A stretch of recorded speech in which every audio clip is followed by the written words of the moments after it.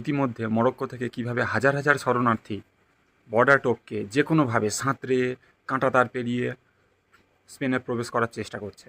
অনেকে এখানে একটা জিনিস খেয়াল করছে না, তারা কিন্তু শুধুমাত্র স্পেনে প্রবেশ করছে না, তারা প্রবেশ করছে ইউরোপিয়ান ইউনিয়নের মধ্যে। আপনার মনে প্রশ্ন হতে পারে, আমি স্পেন না বলে ইউরোপিয়ান ইউনিয়ন কেন বলছি? কারণ স্পেন এই মুহূর্তে ইকোনমিক্যালি একদম ভালো অবস্থাতে নেই।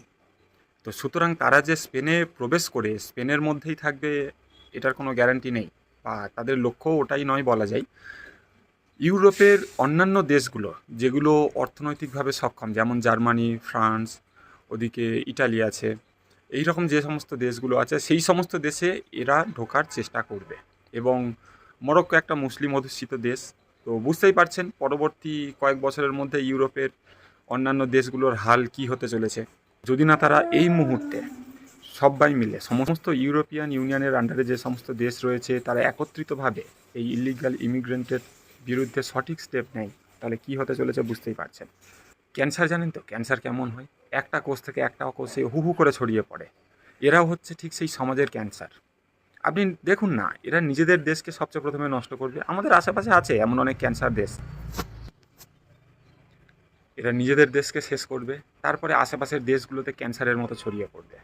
এবারে আপনারা বলতে পারেন, ওরা স্পেন থেকে ইউরোপিয়ান ইউনিয়নের অন্যান্য দেশগুলোতে ছড়িয়ে পড়বে এত সহজ? ওখানে ভিসা লাগবে না, পাসপোর্টের ব্যবস্থা নেই। অনেকেই যে সমস্ত মাদ্রাসা সব জানে না তারা প্রশ্ন করতেই পারে কমেন্টে। তো তাদের জন্য বলে রাখি, ইউরোপিয়ান ইউনিয়নে কোনো প্রকার ভিসার চল নেই। আমরা যেমনি একটা স্টেট থেকে একটা স্টেটে সহজে যেতে পারি, ওখানে একটা দেশ থেকে একটা দেশে সহজে যাওয়া যায়। ইউরোপিয়ান ইউনিয়নের আন্ডারে যতগুলো দেশ আছে তাদের মধ্যে ভিসা ফ্রি এন্ট্রির চল রয়েছে।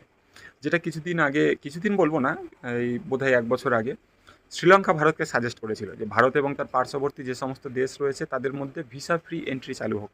তো বুঝতেই পারছেন, আশা করি যতদিন এই সরকার থাকবে কোনো দিন এই সাজেশান গ্রহণ করবে না। কারণ তাহলে পাকিস্তান, বাংলাদেশ থেকে মুসলিম ভিকিরি, আতঙ্কবাদী, রেপিস্টগুলো ভারতের মধ্যে ঢুকে কি করতে পারে ইতিমধ্যে বুঝতেই পারছেন।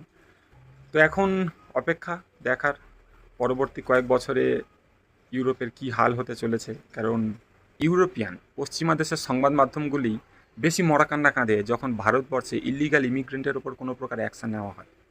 এখন তারাই নিজেদের ওষুধের স্বাদ বুঝে দেখুক কেমন লাগে। আর এখানে আরও একটি ইন্টারেস্টিং খবর কি জানেন তো?